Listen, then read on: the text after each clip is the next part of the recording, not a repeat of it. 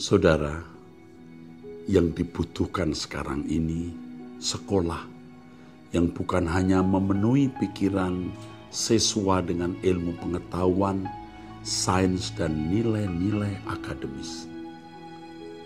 Tetapi sekolah yang mempersiapkan siswa-siswinya menjadi manusia Allah, man of God, yang suatu hari kalau mereka menjadi insinyur, dokter, pengacara, pendidik, pengusaha, dan lain sebagainya, menjadi orang-orang yang melayani Tuhan, melebarkan kerajaan Allah di bidangnya.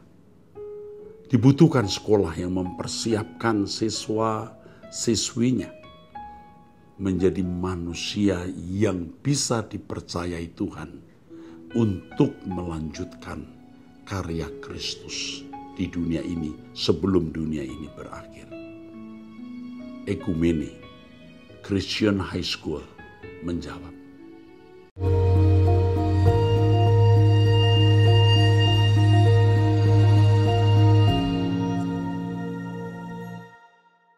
Salam saudara, kita kembali di Abam episode 637. Dari ibu rumah tangga usia 65 tahun, ini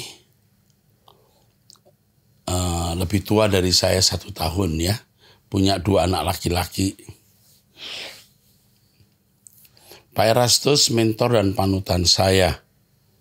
Saya punya anak 2 laki-laki, semua sudah berumah tangga. Semua. Anak pertama umur 42 tahun, kerja konsultan proyek di satu tempat, sudah punya 3 orang anak, yang paling besar kelas 4 SD, yang 2 masuk TK, semua anak, keduanya punya anak. 1 orang jadi aparat berdomisili di satu kota di Indonesia bagian timur. Saya mengikuti Pak Erastus sudah mulai kurang lebih 4 tahun. Tiada hari tanpa mendengarkan khotbah Pak Erastus dengan Pak Wigniotanto. Saya juga mengikuti doa pagi, kalau di tempatku jam 6 pagi. Jam 5 pagi saya sudah bangun doa pribadi dulu, kurang lebih 1 jam seperti petunjuk Pak Eras, saya ikuti secara intens semua. Pak Erastus, aku minta waktu dulu untuk curahan hatiku ini. Mungkin agak membosankan Pak, tapi aku mau curhat mengenai anak pertama saya tadi. Rumah tangganya sekarang berada di ujung tanduk, katanya mau pisah. Padahal dia sudah pernikahan kedua. Oh, mau pisah lagi. Yang pertama dulu pisah karena istrinya kembali ke Muslim. Yang ini lagi istrinya minum-minum alkohol dan merokok depan anak-anaknya. Suaminya larang, tidak mau dengar. Tapi memang istrinya ini keras kepala, tidak bisa dinasihati, boros sekali. Dulu pernah kita sama di satu kota, kalau kita ke mall itu, ke mall ya, dia belanja 1 hari sampai maaf sudah tutup baru pulang. Sampai kecapean ikut belanja. Itu hampir setiap hari. Saya bilang sama anak saya, tegur istrimu itu jangan terlalu boros-boros, belanja kok kayak orang mabuk.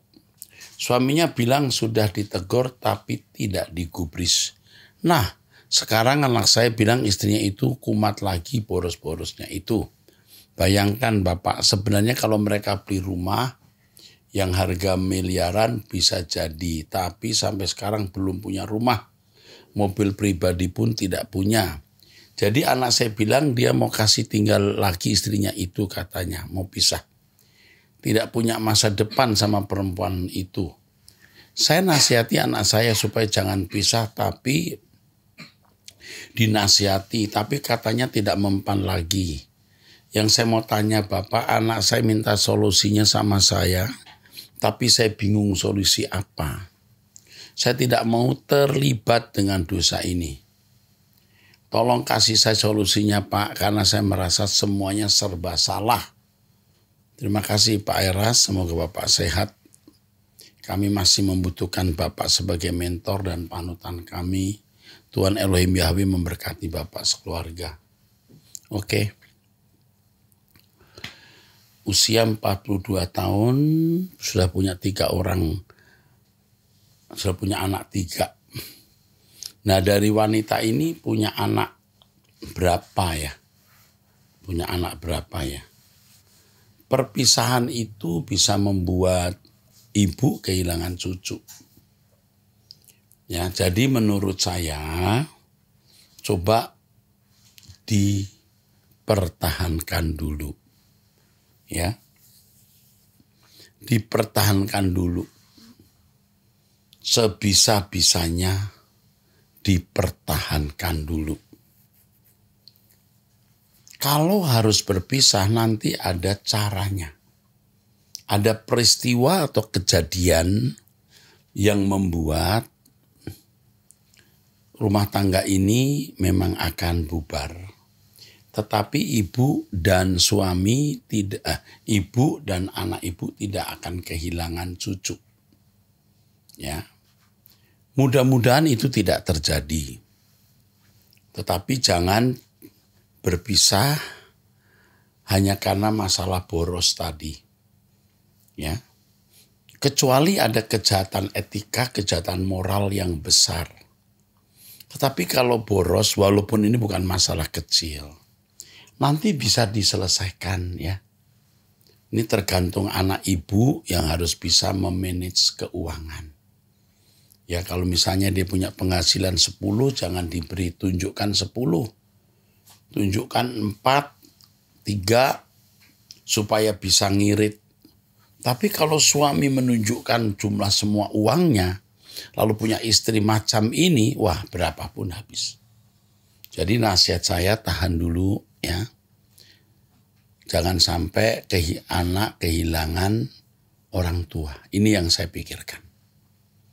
Dan tunggu Tuhan melakukan pekerjaannya, perbuatannya yang ajaib. Itu yang dapat saya nasihatkan. Dari ibu rumah tangga usia 51 tahun sudah menikah. Salam Pak Era, saya suka mengikuti doa pagi yang Bapak pimpin, juga ikut wanita surgawi dan kebaktian lainnya di Truth ID walaupun secara online. Saya anak kedua dari 4 bersaudara. Orang tua kami sudah meninggal, kakak laki-laki dan adik laki-laki bungsu saya. Mereka tidak mau bekerja. Sudah berbagai usaha dan pekerjaan saya tawarkan, tapi mereka selalu menolak atau memberi alasan untuk menolak. Akhirnya dengan terpaksa saya yang menanggung beban hidup mereka. Beberapa hari ini saya dipusingkan dengan masalah adik bungsu saya yang tinggal di Samarinda. Dia selalu WA minta uang pada saya dengan berbagai kebutuhan untuk bayar kontrakan, untuk modal usaha jualan. Tapi kalau saya telepon untuk bicara langsung tidak mau mengangkat, bahkan WA pun dia tidak jawab. Dia hanya kirim pesan kalau dia butuh uang. Saya jawab dulu ya, jangan beri uang. Kamu beri uang dia, kamu tambah merusak dia. Akhirnya saya dapat info dari temannya bahwa dia butuh uang untuk pasangannya. Kami sekeluarga tidak tahu kalau dia sudah punya pacar atau bahkan istri, karena tiap kali kami tanya dia bilang belum mau pikirkan dulu. Kamu sering memberi uang dalam jumlah yang cukup banyak, itu membunuh, merusak karakternya. Kamu merusak dia. Berhenti memberi uang. Dari temannya kami juga dapat info bahwa dia butuh banyak uang untuk membayar pinjaman wanita pasangannya ini. Bahkan adik saya diberhentikan dari pekerjaannya juga akan dikejar-kejar pinjaman online. Saya berusaha menanyakan masalah dia ini tapi dia tidak pernah mau berterus terang. Saya beberapa kali sudah membantunya dengan mengirim uang padanya, tapi semakin hari dia semakin intens minta uang sama saya. Apakah saya memang harus berkewajiban menanggung kehidupan adik saya? Tidak. Kalau dia sudah dewasa, Anda tidak boleh menanggungnya, karena itu akan merusak karakternya. Apakah dosa jika saya tidak bisa menolong atau membantu adik saya yang sudah berumur 37 tahun ini? Tidak berdosa. Biar dia bisa bertanggung jawab sendiri. Jadi Anda tidak boleh merusak dengan memberikan bantuan yang membuat drive-nya, ya, gairahnya, potensinya jadi mandek.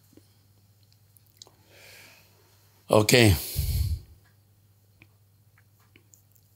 Saya mau teruskan dari pria usia 49 tahun sudah menikah di Malang. Selalu pertanyaan, apakah maksudnya House of Truth? House of Truth artinya rumah kebenaran. Dulu sebelum ada GSKI, saya masih GBI Rehoboth, kami memiliki banyak tempat persekutuan doa yang disebut House of Truth yang mendengarkan ajaran saya. Saya mengirimkan CD atau dalam bentuk yang lain mereka mendengarkan khotbah saya itu. Apakah di Malang ada GSKI Rehoboth? Ada, nanti akan diberitahu alamatnya ya lewat Ketua 2 Pak Agustinus. Oke. Dari wanita, Salum mohon bantuannya. Saya mempunyai masalah, saya meninggalkan kota saya dan memilih merantau ke Bali karena saya punya pacar di Bali. Dan kami selalu bersama selama 3 bulan dan tidur bersama selayaknya suami istri. Sampai suatu saat dia tidak pulang dan saya bertanya dia kemana. Saya mendapati informasi dia tidur dengan bule. Saya bertanya padanya dan mengirim buktinya, dia marah dan mengatakan kami hanya teman dan jangan mengurusi kehidupan pribadinya. Dia bilang kami hanya teman, tidak lebih. Dia bilang tidak serius dengan saya hanya karena kasihan saya. Kasihan saja. Dan dia sering memanfaatkan uang saya. Saya memiliki perasaan yang tulus padanya dan memaafkan perbuatannya, tapi dia tidak mau memiliki hubungan dengan saya. Bagaimana harus bersikap karena saya sudah hidup dalam dosa bersamanya. Dia ternyata sudah biasa bersetubuh dengan perempuan-perempuan yang baru dikenalnya. Saya kasih tahu satu kata, kamu perempuan bodoh. Kamu tidak bisa membaca laki-laki yang hanya bertualang untuk tidur dengan wanita secara gratis dapat duit lagi. Udah mirip gigolo. Jadi yang kamu harus lakukan sekarang, nak, kamu harus putus hubungan dengan dia, memulai hidup baru. Tinggalkan dia. Tapi kamu sudah terlanjur cinta dan menikmati kenikmatan bersama dengan pria ini. Kamu sakit hati, kamu kecewa. Tapi lebih baik kecewa 3 bulan daripada menderita 30 tahun. Putuskan hubungan dengan dia, hiduplah baru dan jangan jadi wanita bodoh lagi, tapi jadi wanita cerdas dengan cara mendengarkan Truth ID, berdoa bersama kami. Putuskan hubungan dia. Tuhan akan memberikan kamu pengganti yang baik dan kamu akan jadi istri yang baik dengan pria itu. Pria yang tepat untuk kamu, bukan pria yang petualang ini. Ya, ini nasihat saya. Nah, sekarang kita teruskan dengan wanita usia 39 tahun, ibu rumah tangga. Salam Pak Erastus yang terkasih, terima kasih Pak Eras sudah dengan setia dan sabar menuntun kami yang rindu dan haus kebenaran agar semakin dekat dan lekat dengan Tuhan. Pertanyaan saya Pak, bagaimana menyikapi permintaan orang tua bila nanti meninggal diminta untuk dimakamkan di tempat tertentu, misalnya di bawah kampung halaman? Apakah jika permintaannya tidak diterpenuhi oleh anak-anak, kami masalah biaya atau karena masalah lainnya? Apakah anak-anak berdosa? Tidak. Jika tidak mampu, tidak berdosa. Karena kuburan di mana tidak menentukan keselamatan orang tua. Jadi sekarang jawab ya saja dulu. 2. Apakah dibenarkan sikap permintaan orang tua seperti itu, Pak? Ini tergantung kedewasaan rohani orang tua. Mestinya orang tua yang baik tidak pernah mempersoalkan apakah dia dikubur di kampung halaman atau dikubur di tempat lain atau dikremasi. Karena semua itu tidak menentukan keselamatan. Tapi berhubung orang tuamu tidak atau belum mengerti, lebih baik kamu katakan, baik Pak, ya. Ya saja dulu. Tapi dengan maksud bukan menipu. Kalau nanti ada biaya, kuburkan di tempat di mana dia ingin dikubur. Tapi kalau tidak, ya tidak usah memaksa diri. Udah, itu saja. Gampang jawabnya. Dari usia 24 tahun, saya tidak jelas ini pria atau wanita ini. Wanita ya. Salam Om Eras, saya sudah hampir setahun ini mengikuti ibadah online Om Eras melalui Truth ID. Tante saya yang memperkenalkan Om Eras ke saya. Dan sekarang rutin doa pagi serta ibadah minggu online bareng tante saya. Dan setiap beraktivitas seperti mencabut rumput depan rumah, memasak dalam perjalanan, semua aktivitas saya juga sering mendengarkan khotbah dan seminar Om Eras. Dan ya tante saya, dan ya tentu saja tante saya yang putar. Hehehe. Tante udah hampir 5 tahun mengikuti dan memilih Om Eras jadi bapak rohaninya. Om pernah sekali Om Eras khotbah tapi lupa tepatnya di mana. Intinya Om Eras sedang melakukan pelepasan, mungkin ceritanya sedang mengeluarkan roh jahat dalam diri seseorang. Lalu Om Eras bilang roh jahat tersebut takut dan Om Eras menyuruh malaikat, saya lupa malaikat atau Roh Kudus ya, untuk mengikuti roh jahat, untuk mengikat roh jahat.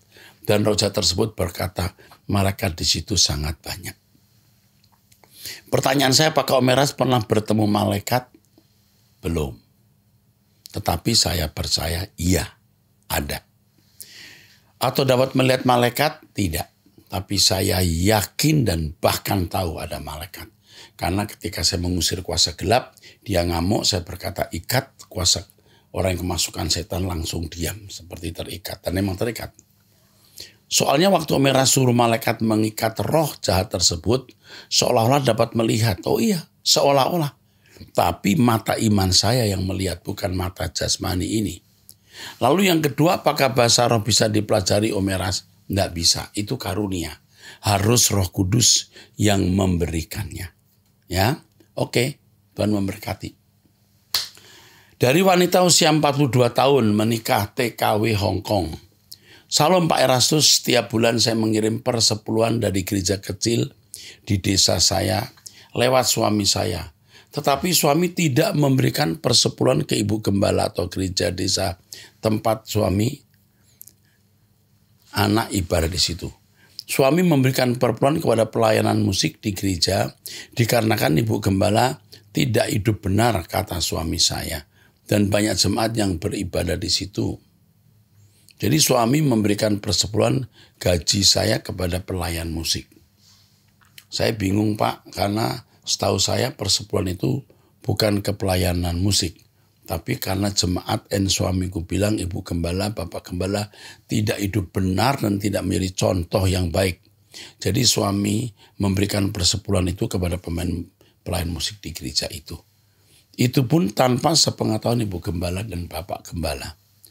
Saya di Hong Kong kerja dan tidak bisa libur di hari Sabat, jadi tidak ibadah di gereja, hanya melihat, mendengarkan khotbah-khotbah dari Pak Eras di YouTube dan di Instagram Pak Eras saja. Yang saya tanyakan, harus bagaimana Pak? Apakah terus saya mengirim persepuluhan itu? Tapi pada kenyataannya persepuluhan yang saya maksudkan itu sama suami dibagi ke pemain musik gereja tempat. Oke. Saya tidak tahu motif apa suamimu memberikan uang ini ke pemain musik. Apakah pemain musik tidak mendapatkan PK dari gereja? Kalau ada tendensi atau maksud-maksud tertentu, ini rusak nanti. Ya. Ini bisa merusak kultur budaya gereja tersebut. Ya. Perpuluhan tidak saya ajarkan di jemaat, tetapi yang saya ajarkan segenap hidup milik Tuhan dan bagaimana Roh Kudus memimpin, bagaimana uang itu diarahkan. Logikanya, realitasnya, fairnya, gereja membutuhkan biaya untuk listrik, air, perawatan. Mestinya gereja dibantu, didukung.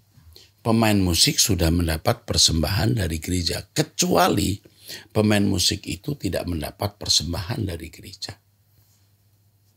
Jadi kalau kita memberikan persembahan harus tulus untuk pekerjaan Tuhan.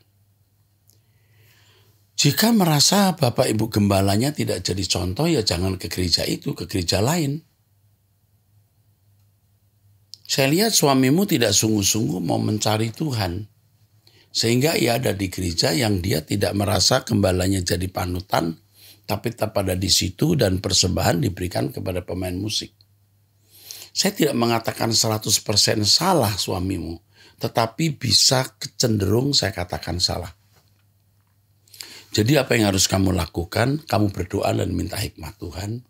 Nanti Tuhan akan memberitahu apa yang harus kamu lakukan. Apa yang harus suamimu lakukan. Ya, saya kira itu saja.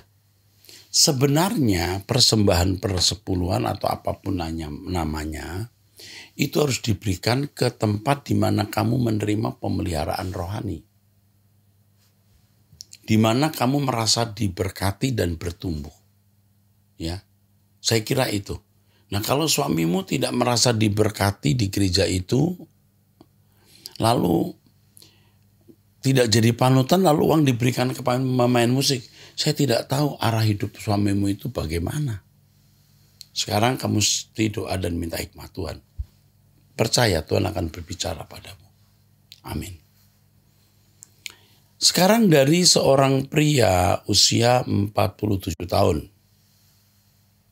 Menikah 2 anak perempuan. Ini ojek online kerjaannya. Salam Pak Erastus, saya 2018 pernah jatuh dalam dosa dan tanggung akibat dosa. Divonis 4 tahun akibat kasus penggelapan. Di dalam penjara saya tak dekat sama Tuhan dan setia.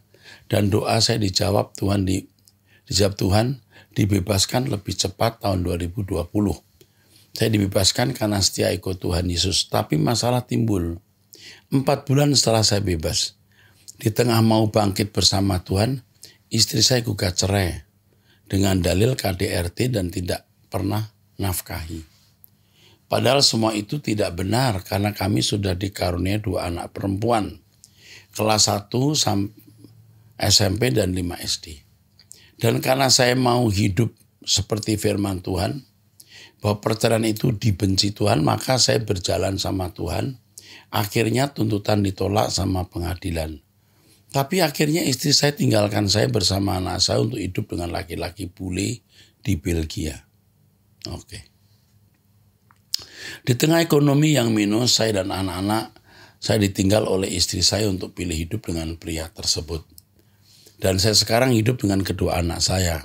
Tapi saya masih beri ruang anak-anak saya berhubungan dengannya melalui FaceTime ya. Ini video call ya. Tapi setiap video call anak-anak saya cerita kalau mama hidup dan tinggal sama bule itu. Gimana jalan yang harus saya lakukan buat firman Tuhan menghadapinya? Ketika pada saat ini juga belum ada pemulihan ekonomi dalam keluarga, dalam kehidupan saya. Sampai saat ini kerja saya hanya ojek online dengan cara sewa mobil teman bila ada yang disewakan. Aduh, kasihan.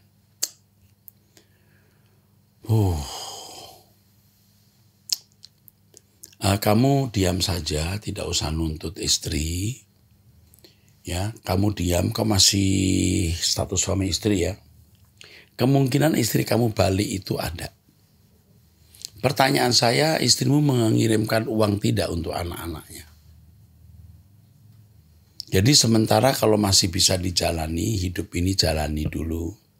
Anak-anak masih sekolah, kamu ojek online enggak apa-apa, yang penting kamu bisa melewati dari hari ke hari.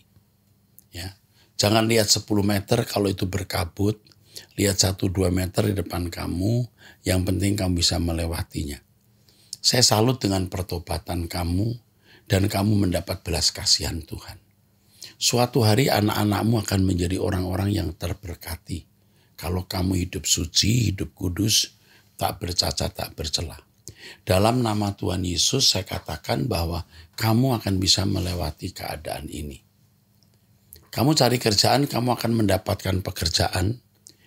Ya, kalau menjadi ojek online yang tidak menentu, hidup penghasilan kamu tidak menentu.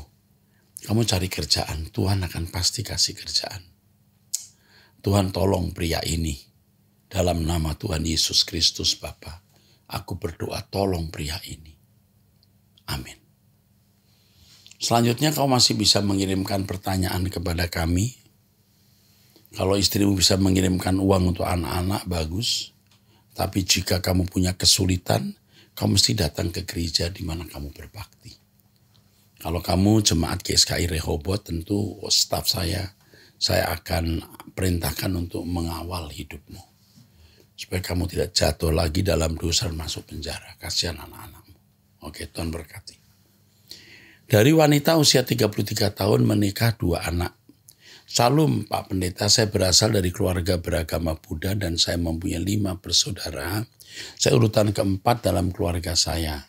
Satu-satunya yang beragama Kristen. Dan baru-baru ini mama saya meninggal dan sebentar lagi akan merayakan hari kematian 100 hari. Pada acara 100 hari, semua anak diwajibkan pulang ke kampung untuk sembahyang mama. Dalam kekristenan, apakah saya seharusnya ikut pulang atau tidak? Sebaiknya kamu pulang kalau kamu punya biaya. Demi kamu bisa memberkati keluargamu. Jangan memasang ukuran pakaian kamu ke badan mereka. Mereka belum bisa ngerti. Kamu yang harus mesti ngerti. Ya. Dan kamu bisa silaturahmi dengan keluarga. Dan itu bagus. Oke, Tuhan memberkati. Dari wanita usia 46 tahun cerai hidup. Salam, saya mau bertanya. Karena mendengar khotbah pendeta tadi tidak boleh bercerai hidup. Saya baru tahu itu pendeta karena saya kurang paham sama agama. Dan saya nggak pernah ke gereja. Dari saya pengen kembali lagi sama suami saya. Karena saya yang minta bercerai kemarin. Jadi tolong pendeta doakan biar saya kembali lagi sama suami saya. Saya sangat menyesal minta cerai. Apakah Tuhan memaafkan saya? Tuhan memaafkan kamu dan kamu akan dipulihkan. Ya, kamu sudah punya anak belum? Kamu sampaikan kepada suamimu, kamu menyesal, minta maaf. Dan minta kesempatan untuk pulih kembali.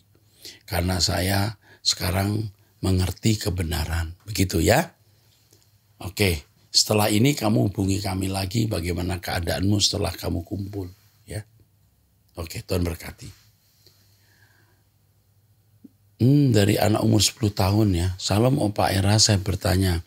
Dari mana Allah Bapa berasal? Allah Bapa tidak punya asal, dia sudah ada dengan sendirinya. Dia Allah semesta alam yang menciptakan langit dan bumi. Jadi dia tidak punya asal, dia tidak punya ayah atau ibu. Dia sudah ada dengan sendirinya. Bagaimana caranya mempercayai Tuhan sebagai juru selamat, sedangkan Tuhan tidak kelihatan? Tuhan yang jadi juru selamat dulu pernah kelihatan. Yesus di Palestina, bukti-buktinya sampai sekarang ada, nak. Jadi kita bisa percaya. Yesus berkata, Tuhan kita, berbahagialah orang yang percaya walau tidak melihat. Kita belum hidup pada zaman Yesus menjadi manusia. Tapi kita percaya memang ada. Dan peninggalan-peninggalan, bukti-bukti kehadirannya di bumi ada. Ya. Saya kira itu saja sayang, namamu Eugenio, 10 tahun di Tangerang. Oh, Opa Era senang sekali membaca pertanyaanmu. Tuhan memberkati. Oke, saya baca terus pertanyaan yang berikut ya. Dari wanita usia 41 tahun, sudah menikah. Saya sudah gagal menikah 2 kali, wanita usia 41 tahun. Saya menikah dengan muslim sebelumnya.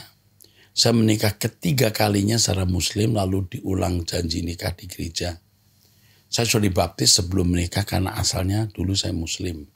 Sekarang setelah 9 tahun saya mengetahui suami saya mempunyai perempuan lain. Saya pergi dari rumah, bawa anak saya. Setelah 1 bulan saya pergi, dia menutup akses kontak. Status saya digantung begitu saja. Apa yang harus saya lakukan? Digantung saja. Jadi kamu jangan cerai secara resmi, kamu gantung juga. Sekarang yang kamu lakukan adalah mencari nafkah untuk membesarkan anakmu ini. Tentu mencari Tuhan lewat Truth ID, doa bersama dengan kami. Mutlak kamu harus lakukan. Tuhan memberkati.